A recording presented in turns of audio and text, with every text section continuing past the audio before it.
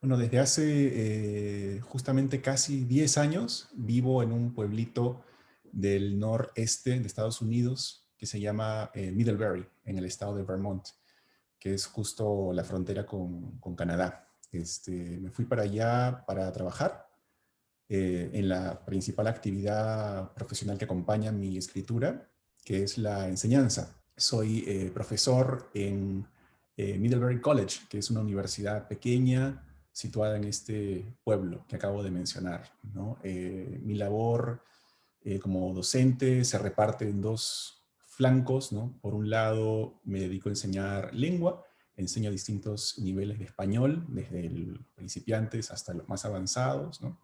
Que tienen ya un conocimiento, digamos, importante de la lengua. Y por otro lado, en la segunda parte de mi trabajo como profesor consiste en enseñar cursos de literatura, sobre todo narrativa, y me he concentrado más en la novela, aunque también por ahí enseño cosas de cuento, ¿no? Y recientemente además he incluido en mi repertorio, por decirlo así, un curso de escritura creativa, lo cual es algo nuevo para mí. Entonces, soy profesor, pero también a la vez hay otras labores asociadas a ese rol, como por ejemplo, bueno, la investigación.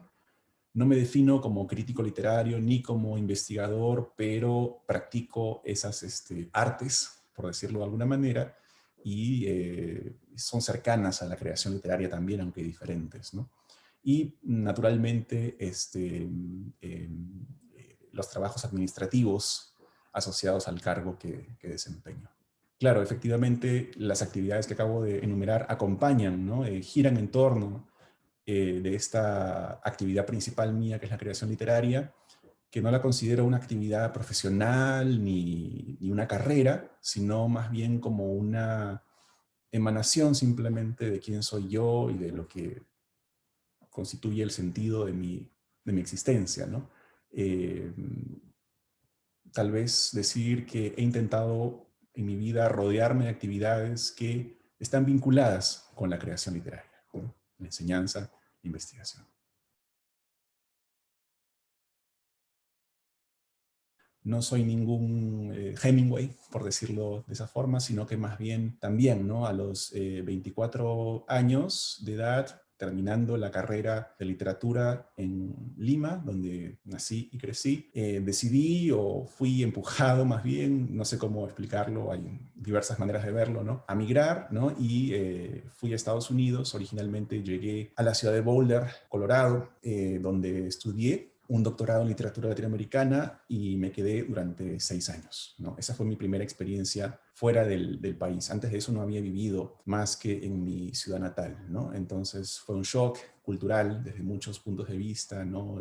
Vital. Me adapté, sobreviví, por suerte, ¿no? A esa primera experiencia, y después, por razones laborales, me reubiqué a la otra punta del país, el norte, ¿no? En Middlebury, donde he estado 10 años. Con lo cual, sumando, pues llevo 15 años fuera del país, ¿no? He vivido la mayor parte de mi vida en el Perú, pero esos son recuerdos ya cada vez más lejanos, ¿no? Y cuando uno va, digamos, acumulando tiempo fuera, se da cuenta de que desarrolla una conexión bastante profunda y sincera con los lugares que va habitando, ¿no? Entonces me considero, por supuesto, un escritor peruano. Mi casa siempre será el Perú, y al mismo tiempo tengo otras casas que son mías de la misma forma. Bueno, el contexto, hablando en términos políticos, el contexto fue el inicio del gobierno, del segundo gobierno de Alan García, en la segunda mitad del año 2006, si no me equivoco. Justamente era, digamos, la primera parte de la época post-fujimorista, ¿no? Yo había crecido bajo la dictadura de Fujimori en los 90. Esa fue mi educación sentimental, por decirlo así.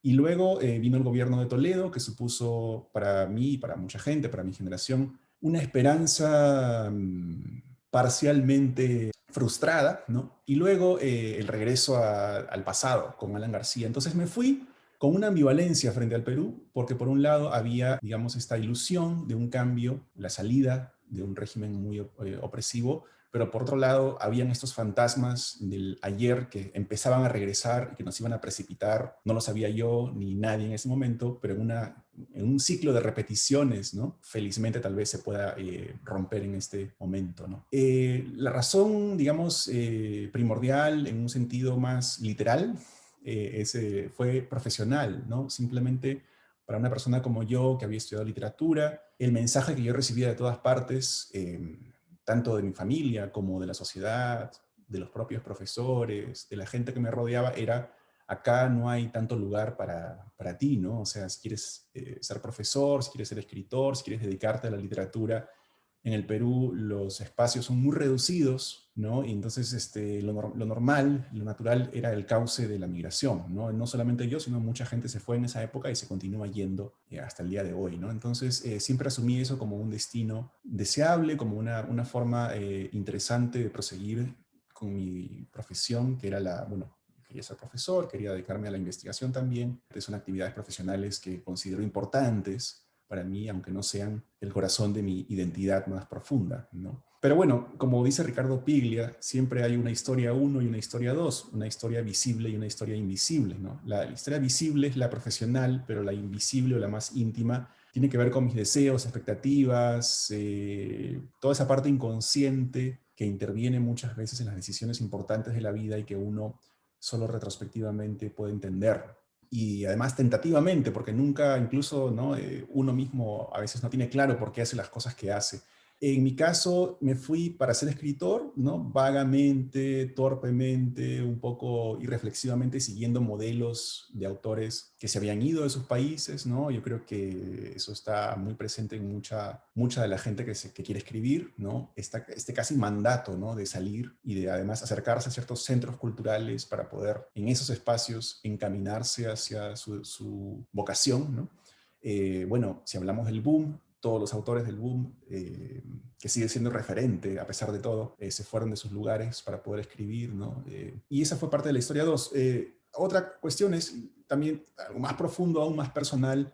De alguna forma, cuando migramos, escapamos también de ciertas cosas, ¿no? Queremos salir de situaciones problemáticas, de vínculos, de complejidades que nos han acompañado, ¿no? Todas las, digamos, fallas de origen de las personas, que en el caso de los escritores son a veces un poco más acusadas, ¿no? Entonces yo intenté, de alguna manera, o soñé con la posibilidad de ser otra persona al viajar, ¿no? Viajar siempre incluye la promesa de poder refundar tu identidad, tu yo, tus relaciones, ¿no? Probar a jugar a ser alguien más, ¿no? En otro idioma, en otra tierra, en fin.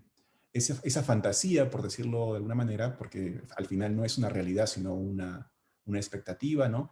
También estuvo operando en mi proceso de migración.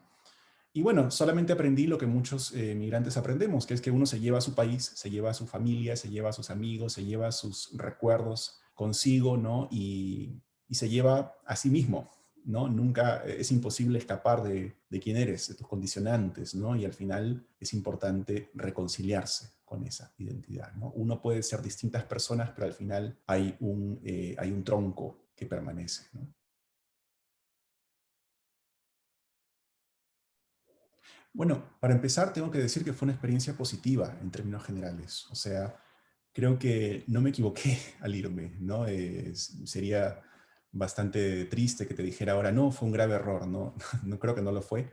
La experiencia fue buena, sigue siendo rica, fértil, es una experiencia que me ha permitido escribir más y espero que mejor como yo quería, ¿no?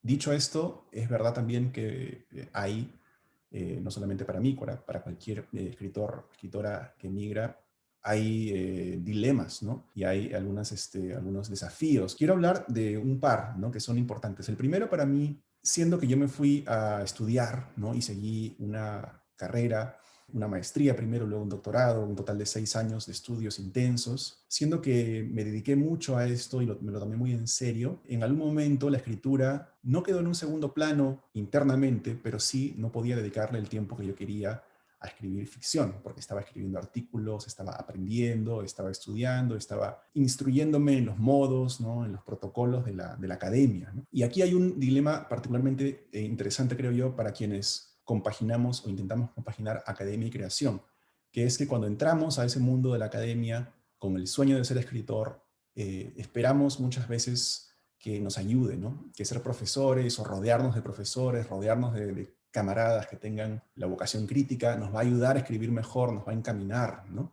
Porque se parece mucho, son mundos muy cercanos, ¿no? Finalmente la literatura está en ambos. Sin embargo, el acercamiento es muy distinto y cuando una misma persona practica la crítica y practica la creación, tiene que ser muy cuidadosa para no confundir esos ámbitos, para verlos en su diferencia, porque solamente viéndolos en su diferencia, logra uno que se retroalimenten. Si piensa que son la misma cosa, o si piensa que no hay distinción alguna entre escribir artículos y escribir novelas, entonces sus novelas van a ser como artículos y sus artículos van a ser demasiado ficcionales o, digamos van a tener elementos que el rigor del trabajo académico no valora.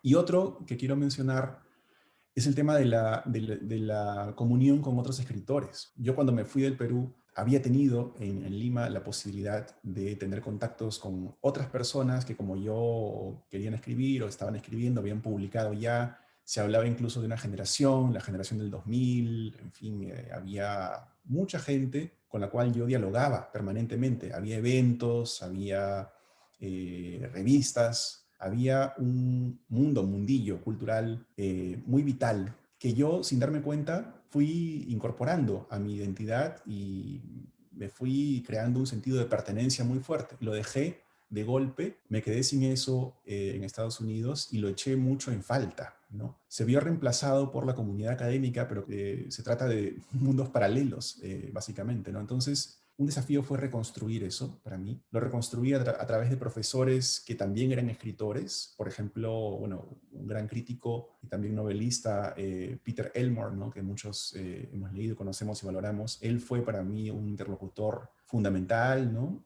O un escritor que pasó por Bowler también, Jeremías Gamboa, con el cual me hice muy amigo y que de alguna manera se convirtió en uno de mis principales cómplices, ¿no? En ese proceso. Entonces, poco a poco fui intentando reconstruir ese mundo y luego, eventualmente, se solidificó mucho más el tema de las redes sociales, ¿no?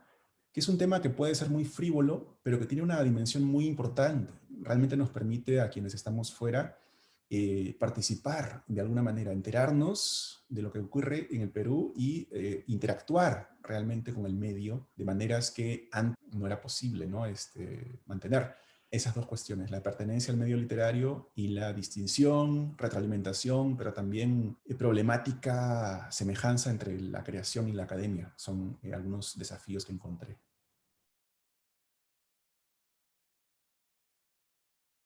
Yo creo que la migración es una experiencia fundamental que afecta en todas las facetas de la vida y para los escritores particularmente interesante es el modo en que afecta el lenguaje, o mejor dicho, la relación que uno mantiene con el lenguaje, ¿no? Eso naturalmente va a cambiar, sobre todo si te vas a un país en el cual se habla una lengua diferente de la tuya, que es el caso mío, ¿no? Me fui a un país de habla inglesa. Creo que hay dos actitudes extremas que se pueden resumir, ¿no? De la siguiente manera. Por un lado, aquellos escritores que eligen rodearse de una especie de protección, de muro, ¿no? Para proteger, cuidar, preservar la pureza de su lenguaje, y eso lo he escuchado de muchos escritores migrantes que intentan crearse me viene la imagen del iceberg, ¿no? O mejor dicho, del iglú, para corregirme, un iglú, ¿no? Una especie de compartimiento estanco separado del medio, para no contaminarse. Y otra actitud es la de quien se abre más bien a la experiencia, se abre a los múltiples lenguajes que va a encontrar en su trayectoria, ¿no? Por el mundo, y los va incorporando. Yo escribo en español, y aunque coqueteo con la posibilidad de hacerlo en otras lenguas, especialmente en el inglés, que es una lengua que siento mía también, pero escribo un español que es distinto del que habría sido, especulando, ¿no? Si me hubiera quedado todo el tiempo o más tiempo en el Perú. En dos formas. Para empezar, yo creo que uno cuando sale entra en contacto con otros idiomas y con otros dialectos de su propio idioma, porque en el caso mío, yo al moverme en el mundo de la universidad y de los departamentos de español y la enseñanza del idioma, he tenido la suerte de estar en contacto con hablantes de todos los países, ¿no? Del mundo hispano. Cuando eso ocurre, uno se vuelve hiperconsciente de su propia forma de hablar y escribir y de sus palabras, ¿no? Uno empieza a sumarle a esa relación espontánea, natural que uno tenía con su léxico y con su sintaxis y con todas las particularidades, sumarle un saberse distinto, ¿no? Y eso es el primer paso, creo yo, para la literatura, ¿no? Tomar conciencia permite luego crear juegos, permite luego construir sobre esa base, ¿no? Sobre ese primer lenguaje espontáneo, crear un segundo lenguaje artificial literario, ¿no? Entonces creo que me ayudó en ese sentido, ¿no? Ver mi diferencia me ayudó a cultivar mi propia identidad, y yo creo que en los libros que publiqué después de haberme ido hay un intento consciente por trabajar con un español limeño y peruano mío desde otro punto de vista. Y aquí paso a la segunda dimensión, ¿no? Que es que en esos dos polos que te mencionaba al principio de cerrarse o abrirse a los idiomas y lenguajes que uno encuentra, yo me ubico más hacia el polo de la apertura, ¿no? Me imagino más como una especie de pescador, ¿no? Que arroja sus redes y va pasando por diferentes mares, océanos, y va recogiendo, ¿no? Va recogiendo diferentes peces, ¿no? Palabras, giros, maneras de hablar y de escribir que van incorporándose a tu bagaje, ¿no? Entonces no expulso esas palabras, sino que las selecciono. Hay que hacer un cribado, ¿no? No todo lo que uno escucha lo va a incorporar a su lenguaje literario, pero ciertas palabras, ciertas maneras de expresarse, porque uno descubre que eso se conecta. A veces términos nuevos te sirven mejor que los conocidos para decir cosas de ti misma o de tus personajes, ¿no? Entonces eso me ha pasado y he estado pues arrastrando mis redes e incorporando muchos lenguajes. Del inglés, para empezar, pero también gente que habla español, españoles diferentes, ¿no? Y que me ha enriquecido también, ¿no? Entonces, lingüísticamente hablando, la migración puede ser una gran experiencia, un enriquecimiento maravilloso, ¿no? Bueno, esa pregunta es muy importante, la relación del escritor que está fuera con el país que dejó, ¿no? Y voy a responder aludiendo a un libro que se publicó hace poco, que son estas conversaciones entre Vargas Llosa y García Márquez en la UNI, un libro que se reeditó después de haber estado perdido mucho tiempo. Y en esa conversación García Márquez dice, bueno, cuando me preguntan todo el tiempo de cuál es mi relación con Colombia, ya que vivo en México, yo digo, en realidad nunca me fui de Colombia, sigo en Colombia, ¿no? Y me parece que ese es uno de los primeros momentos en los cuales los escritores latinoamericanos toman conciencia y dicen, no, la presencia física no es el factor determinante para uno tener voz o tener voto o poder expresarse, ¿no? Frente al país, ¿no? Hay mil maneras de mantener una relación con el Perú, sea cual sea el país de origen de uno, y sobre todo hoy con la tecnología. En mi caso, tengo la fortuna de poder volver muy frecuentemente al Perú, una vez al año sin duda, y a veces dos o tres, dependiendo de si hay eventos o situación, o ferias o congresos, en fin, que me permitan viajar un poco más. Mi familia está allá, tengo buenos amigos allá, entonces me siento en casa cada vez que regreso. Al mismo tiempo, mantengo una relación de curiosidad y cercanía y de participación en lo que está ocurriendo, pero al mismo tiempo de lejanía. Hay una situación ambivalente en mi caso, porque es como que con un oído estoy en el Perú escuchando lo que ocurre allá y con otro estoy acá. Y a veces estoy con dos oídos en el Perú y a veces estoy con dos oídos en Estados Unidos. Me pierdo de cosas que ocurren en un lugar o en otro, porque realmente nuestras capacidades de atención y de participación son limitadas, ¿no? Cada quien selecciona su forma de vincularse, ¿no? Con los lugares. Yo diría que la literatura y el cine son las principales formas, y la memoria, para agregar nada más, la literatura, el cine y la memoria, son las principales maneras en que yo me vinculo con el Perú. La literatura, porque leo constantemente autoras y autores nuevos, estoy muy pendiente de la escena actual y eso me permite saber a dónde va la literatura en el país. Y también leo constantemente y releo clásicos que me acompañan y mucha historia, especialmente historia colonial. Me interesa mucho ese periodo, entonces estoy a través de la lectura conectado. Con un Perú, no a lo mejor con la actualidad más efervescente en ese sentido, sino con raíces más profundas de lo que somos, ¿no? El cine también es muy importante para mí, la imagen, ¿no? Y sobre todo con el gran cine peruano que está saliendo últimamente en estos años recientes, ¿no? conectarse con el Perú a través del cine para alguien que está afuera es una experiencia hermosa. Y en tercer lugar, la memoria, ¿no? No sé si es una bendición, una maldición mía o de la gente que sale, pero el haber sido marcados por el país, por nuestras costumbres, imágenes, climas, etcétera, ¿no? Desde tan temprano nos deja una especie de pátina imborrable que nos hace verlo todo a través de los ojos del Perú, ¿no? De los ojos de un peruano, ¿no? Tal vez más cuando uno recién ha migrado, pero luego eso se mantiene a pesar de que pasen los años, ¿no? En mi caso, podemos decir que tengo un filtro mnemónico peruano que me hace comparar todo de inmediato con lo que era, con lo que vi, con lo que tenía, con lo que conozco del Perú, ¿no? De pronto estoy recorriendo una ciudad en algún lugar y el cielo o un árbol o simplemente una sensación me retrotrae de manera inmediata e implacable a mi infancia, ¿no? O a mi adolescencia o a mi juventud, ¿no?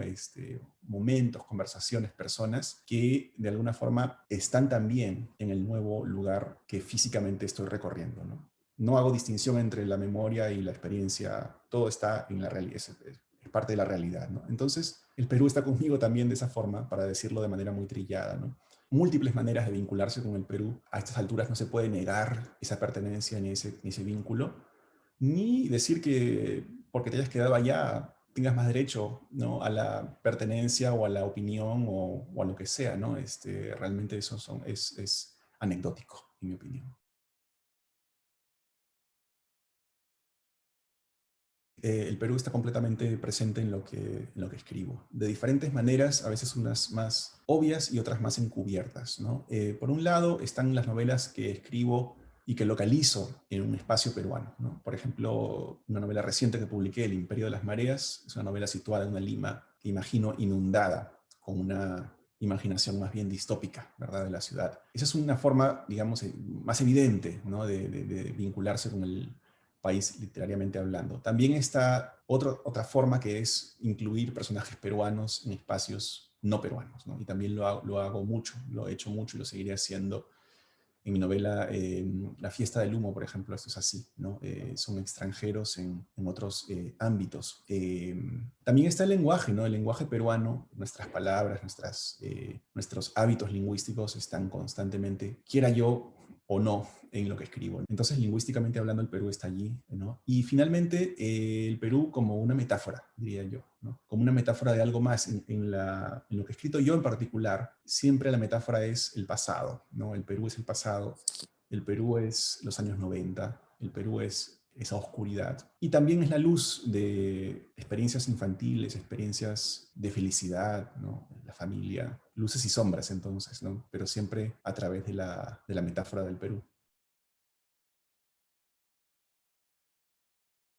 Me gustaría ver un país en el que los peruanos no sean agredidos, violentados, destruidos por su propio país, por su propia nación, por su propio gobierno. El Perú es un país muy duro, es un país que en mayor o menor medida, dependiendo de quién seas y de tu privilegio, te va minando poco a poco, ¿no? Te va quitando cosas, te va negando derechos básicos, ¿no? Educación, salud, ¿no? Y en esta crisis que hemos tenido por esta pandemia, lo hemos visto más claramente que nunca, ¿no? Me gustaría poder decir en un futuro que el Perú es un país que cuida a los peruanos, ¿no? Que invierte en salud pública, que no permite que haya gente que muere en la calle y que además nos respete y respete a todo el mundo en otros ámbitos. ¿Cuándo finalmente podremos mirarnos a la cara y reconocer nuestra riqueza lingüística, nuestras lenguas originarias y y a la gente que las habla, ¿no? Y aceptarnos y valorarnos, lo cual es una forma de no destruirnos, sino fomentar nuestra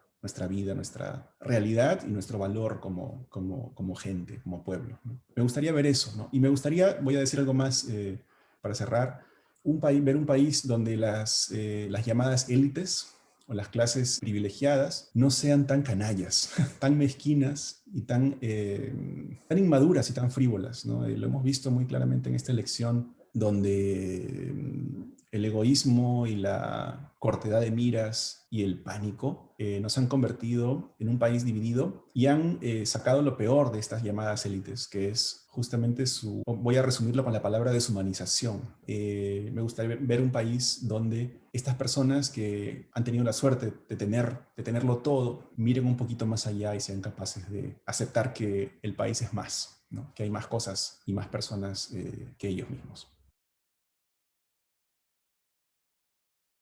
Para mí es la pregunta más sencilla, la verdad que no.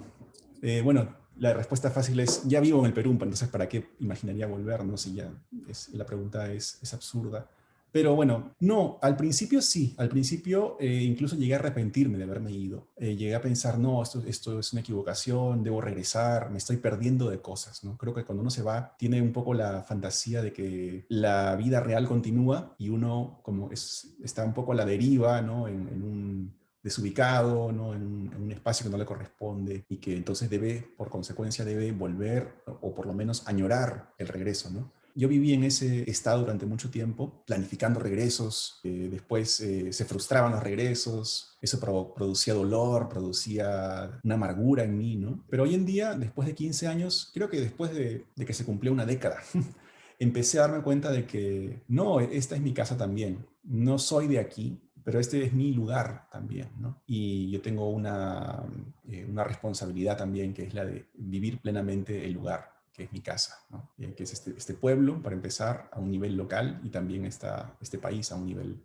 más grande, ¿no? No tiene sentido para mí añorar un futuro distinto. Intento vivir en el presente y intento hacer lo que me gusta, que es escribir. Aquí lo puedo hacer, lo he conseguido, es lo que quería, para eso me fui. Lo vivo sin preocuparme por lo que pueda pasar después, ¿no? Tal vez regrese, tal vez no tengo ningún plan, pero bueno, la vida nos va llevando y, en fin, quién sabe, ¿no? Quién sabe.